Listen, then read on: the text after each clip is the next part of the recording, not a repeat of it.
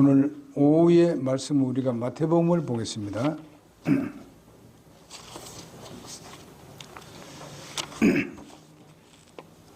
마태복음 26장 51절에서 56절까지 보겠습니다. 26장 51절요.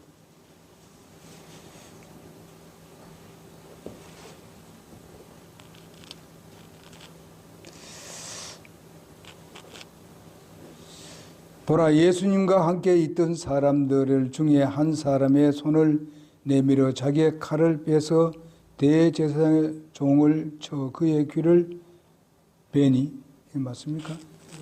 26장 50 맞죠? 베니, 이에 예수님께서 그에게 이르시되 내 칼을 도로 칼집에 꽂으라. 칼을 잡는 자들은 다 칼로 망하리라.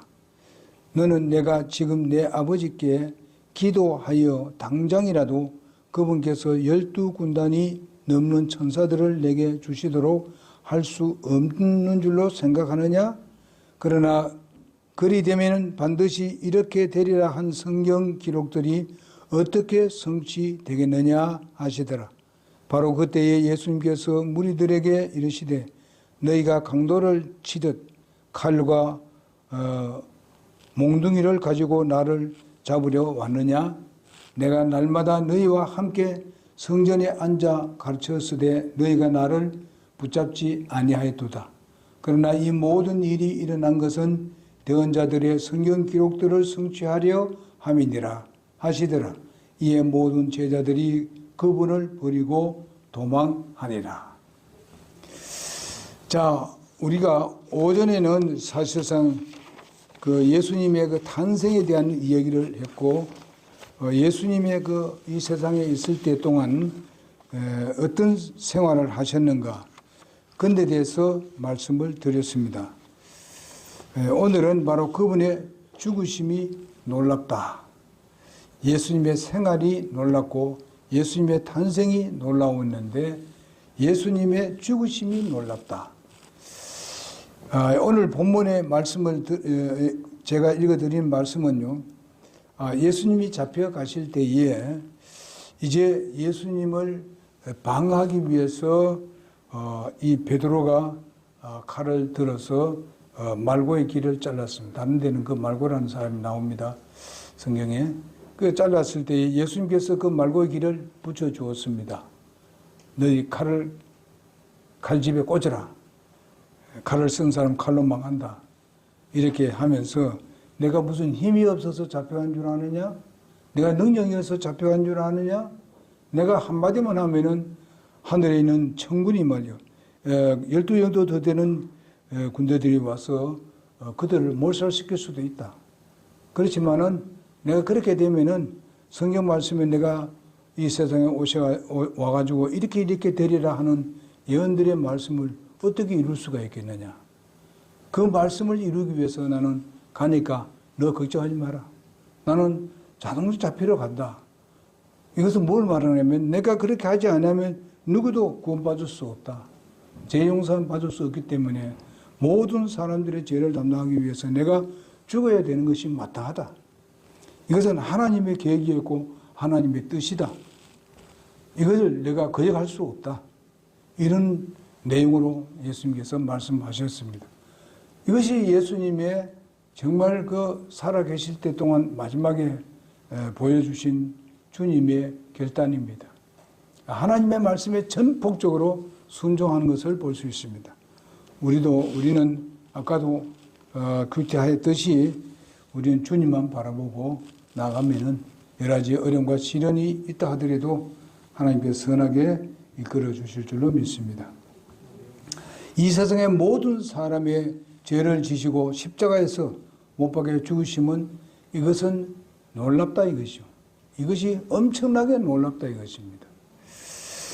그래서 죽으심의 이 세상의 어느 누구도 힘과 권력과 권세의 영향 때문에 예수님이 죽지는 않는다. 절대로 그 권력 때문에 죽은 것이 아니다. 이미 앞에도 얘기했듯이요. 스스로 죄인들의 대속물, 희생물이 되시기 위해서 자신을 그냥 내어준다는 것입니다. 대속물로 내어준다. 대신 속하는 죄를 속하는 대속물로 이렇게 대신 자기 몸을 헌신해준 처음에 희생이 되어준다 이런 뜻입니다. 얼마나 놀라운 죽으심인가. 이것만 보더라도 누가 그렇게 하는 사람이 있겠는가.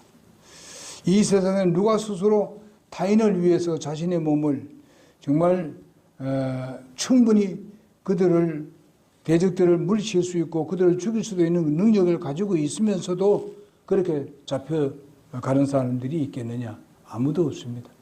오직 예수님만 그렇게 했다는 사실입니다. 전혀 저항도 하지 않고 순순히 잡혀간 것을 우리가 볼 수 있습니다. 여러분 우리가 이사야에서도 보게 되면 예수님이 잡혀가실 때 꼭 어린 양이 잡혀가는 것 같은 그냥 순순히 끌려가는 어린 양과 같이 예수님이 끌려가셨다고 말씀을 하고 있습니다. 우리가 그것을 생각하게 되면 때로는 이 가슴이 뭉클해집니다.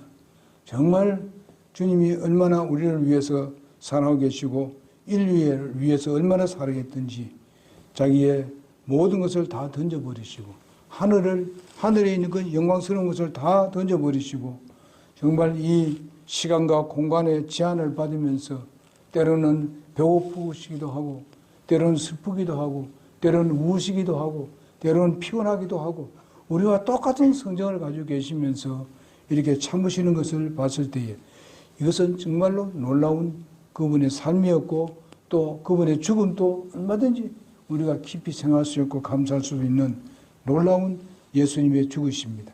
그분은 위대한 창조주 하나님의 능력과 강력한 죄의 심판과 권세를 가지고 있으면서도 오직 죄인들의 죄를 대속하기 위해서 묵묵히 참으시고 순종하시는 그분의 죽음은 바로 놀랍다는 것입니다. 위대하시다는 것입니다. 그를 조롱하고 모욕하고 때리고 가시관을 씌우고 골고다 언덕에 십자를 지고 아까도 기도 가운데 나왔습니다. 침을 뱉고 볼태기를 때리고 말이죠.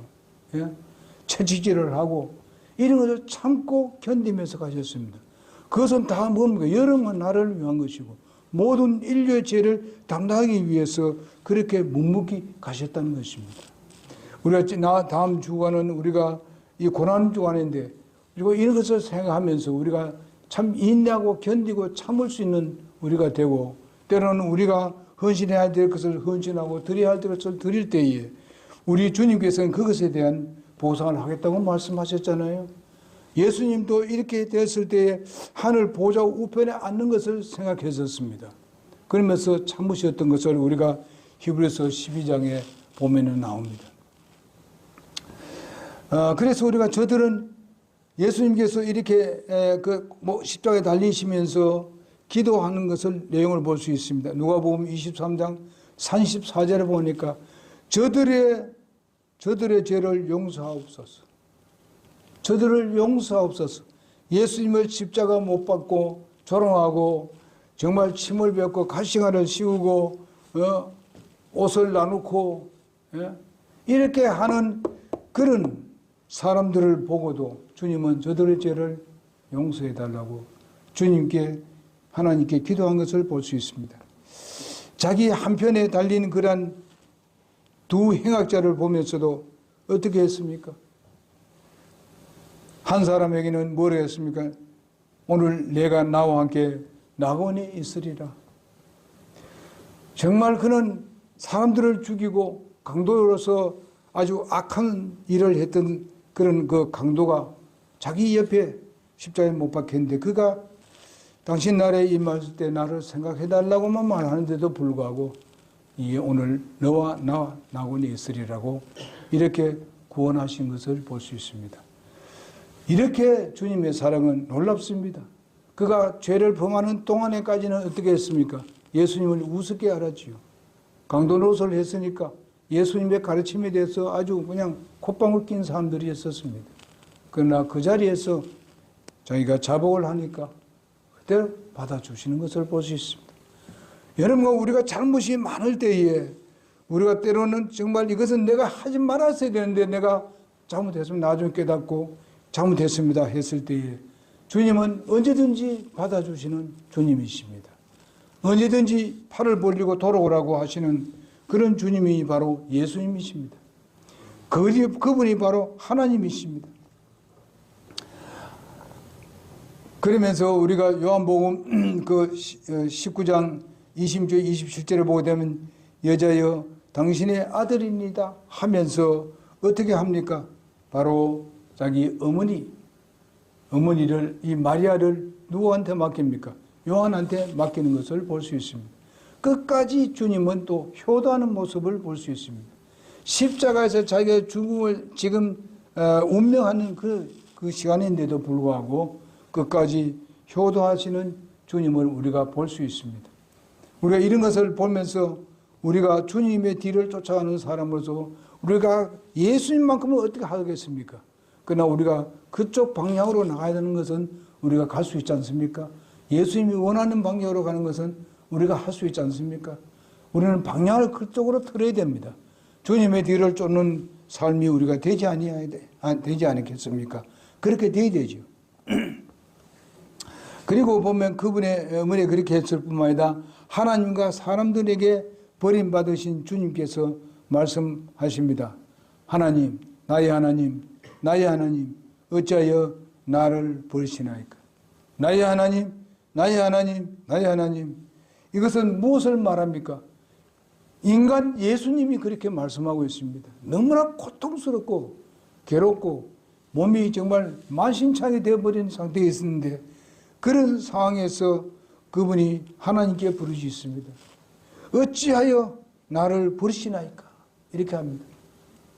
이런 것을 우리 생각해 볼 때 참 우리의 마음이 뭉클한 것을 보게 됩니다. 그것이 바로 마태복음 27장 40절에 그렇게 절규하시는 모습을 봅니다. 이것을 봤을 때에 예수님의 모든 성경이 우리와 똑같다는 것입니다. 우리와 같다는 상태에 있습니다. 정말 우리도 이런 경험한다면 얼마나 정말 이렇게 원망하고 싶은 마음이 있고들 하겠습니까? 왜 나를 버리시나이까? 어찌하여 버리시나이까? 그러나 주님께서 말씀합니다. 나의 뜻대로 마옵시고 하나님 뜻대로 해달라고 주님 부르짖습니다. 이 잔을 내게서 떠나게 하옵소서. 여보가 그런 말씀을 하시겠습니까? 사랑의 주님께서 그래도 인간이라는 것입니다. 인간인데 완전한 인간이십니다. 그러면서 우리가 요한복음 19장 30절에 보게 되면은 이제 그 모든 걸 다 끝내고 이제 다 이루었다고 말씀하십니다. 다 이루었다. 여기에 모든 것이 우리가 구원받고 우리가 구원받아야 될 모든 것들, 모든 인간들이 구원받아야 할 그런 모든 조건들을 내가 다 이루어 놓았다. 예수님은 그렇게 말씀하시고 운명하셨습니다. 이스라엘 백성들에게는 율법을 지킬 의무도 필요 없습니다. 이제 이스라엘이 다시 돌아왔을 때는 이제 그런 것들이 다시 재현됩니다만은 바로 예수님이 십자가 못 박히시고 일하셨을 때는 그들은 뭡니까? 다 이루어 놓은 거 믿으면 되는 것이죠. 이 시대는 바로 은혜 시대로서 예수 그리스도께서 나의 죄를 위하여 죽으시고 장사되시고 부활하신 이 사실을 믿으면은 그냥 구원받게 되는 것이고 우리가 하나님 나라에 들어갈 수 있는 은혜를 누리게 되는 것입니다. 우리가 죽는 것은 바로 우리의 죄에 대한 값이지만은 바로 예수님은 우리를 대신해서 그 값을 다 치르게 된 것입니다. 그분은 아담이 범죄에 대한 죄를 모두 예수님은 지불하셨다는 것입니다. 아담의 후손, 아담이로 내려오는 모든 죄들, 그 후손들이 그대로 가지고 내려왔던 모든 죄들을 예수님께서 다 지불하고 다 이루었다. 그러면서 너희는 나를 믿기만 하라고 말씀하고 있습니다. 그래서 그분의 죽으심이 놀랍다는 것입니다. 얼마나 놀랍습니까? 하나님의 전능하신 어린 양이신 분이 바로 스스로 자기 생명을 우리를 위해서 희생하셨다는 그런 놀라운 사실. 이것이야말로 우리가 감사하고 감사할 놀라운 일이 아니겠습니까?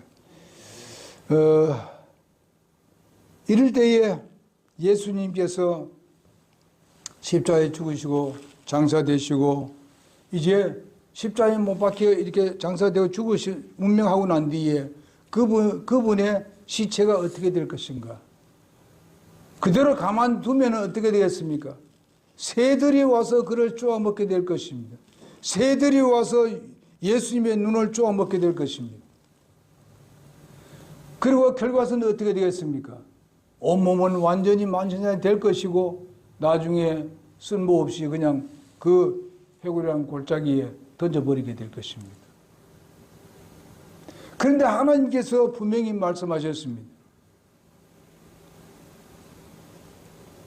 그 당시에 가장 큰 부자였던 아리마대 요셉을 하나님께서 준비하셨습니다. 이 요셉이 그것을 압니다. 아리마대 요셉이 바로 요즘 같으면 국회의원 아닙니까? 어쩌면 나이가 많기 때문에 국회의장이 될 수도 있었습니다. 그런데 그 시체를 가서 요청하지 않습니까? 나에게 달라고. 빌라도에게 얘기했더니만은 빌라도가 예, 가져가시라고. 그렇게 허락했습니다. 왜 하나님께서 그에게 부탁했을까? 그를 준비했을까? 그는 정치인입니다. 그는 정말 빌라도에게 가서 말할 수 있는 그런 권리가 있습니다. 일반인이 가면 되겠습니까? 되지 않습니다. 결코 예수님의 시체를 대신 장사 지낼 수가 없습니다. 하나님은 성경 말씀 그대로 뭐라고 했습니까?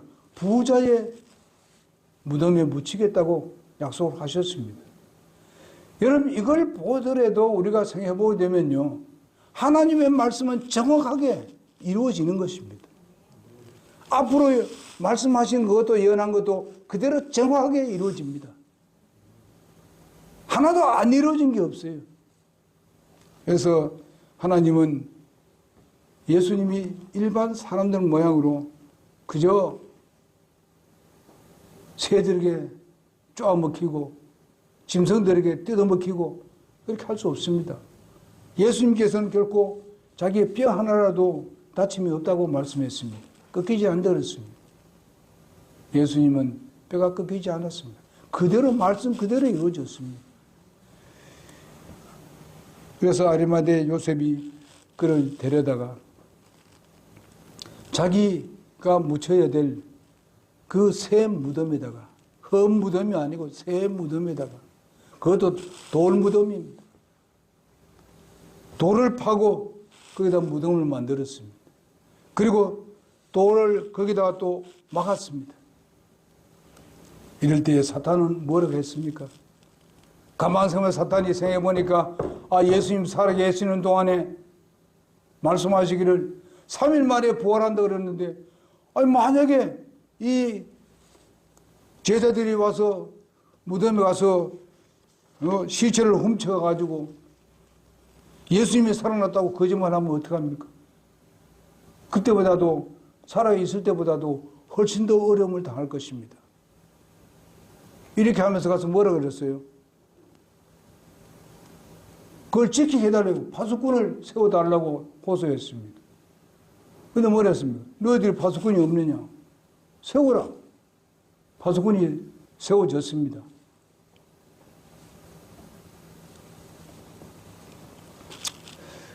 그러고 난 뒤에 그 사람이 뭐라 했습니까? 성경 말씀에 보게 되면 거기에 무덤에 그 돌로 된 무덤의 그 문을 갖다가 다 시멘트를 발라놓은 되어 있습니다. 다 발랐다고 말씀해 주고 있습니다. 맨 처음에 했을 때는 바르진 않고 그냥 막았습니다. 시멘트 다 막아버렸습니다. 여러분 이제는 부활대 전 말씀을 드리겠습니다만 뭐랬습니까? 절대로 세면을 바른다고 예수님이 부활할 예수님이 부활하지 못하실 분이 아니냐. 그걸 다 주고 부활한 것을 볼 수 있습니다. 여러분, 이런 놀라운 사건들을 생각할 때마다 우리는 놀랍게 생각하지 않을 수 없어요. 엄청난 일 아닙니까? 우리가 이런 것을 보면서 그냥 하나님께서 말씀하시면은 뭐 맨날 하는 말씀인데 여러분, 그렇게 생각하면 안 됩니다. 이거 정말 하나님께서 예언하시고 그대로 된 것입니다. 이루어져 가고 있고 이루어졌고 우리에게 말씀하신 앞으로 미래의 것도 분명히 그렇게 이루어집니다. 그러니 우리가 이런 것을 보면서 예수님의 죽으심이 너무나도 놀랍다. 예수님의 살아 계실 때에 그의 삶도 놀랍고 예수님의 탄생할 때도 놀랍고 이건 모두는 전부 다 어떻습니까? 하나님의 기적입니다. 인간이 할 수 없는 것들로 이루어졌습니다. 그런데 우리가 예수님에 대해서 얘기하게 되면 뭐 인간들하고 똑같이 생각하고 세상 사람들이요. 그렇게 생각합니다. 천만의 말씀입니다. 기적입니다. 우리가 예수 믿는 사람들이, 만약 그렇지 않다면 예수 믿는 사람이 제일 미련한 사람이에요. 제일 아주 어리석은 사람들이 되고 마नुभ니다. 그렇지 않습니다. 하나님은 살아계시고 우리는 그 살아계신 하나님을 믿고 신뢰하고 있습니다. 그러니 오늘의 말씀은 이 말씀으로 마치도록 하겠습니다. 기도하겠습니다.